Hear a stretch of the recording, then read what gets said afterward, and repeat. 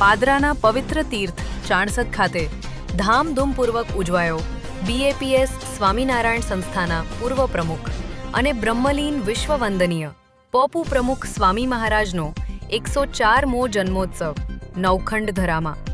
ભારતીય સંસ્કૃતિની સુવાસ પહોંચાડનાર બ્રહ્મ સ્વરૂપ પ્રમુખ સ્વામી મહારાજનો જન્મ આજથી 104 વર્ષ પહેલા આજના દિવસે એટલે કે માગશર સુદ 8મ વિક્રમ સંવત 1978ના રોજ વડોદરાની નૈઋત્ય દિશામાં આવેલ પાદરા તાલુકાના નાના એવા ચાણસદ ગામમાં થયો હતો.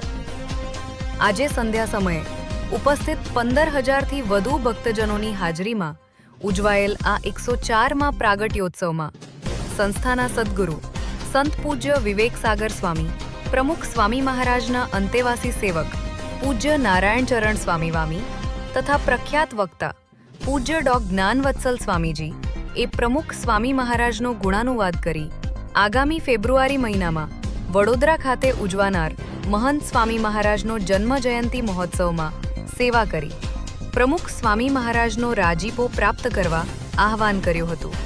એડિટર પ્રકાશ ચૌહાણ.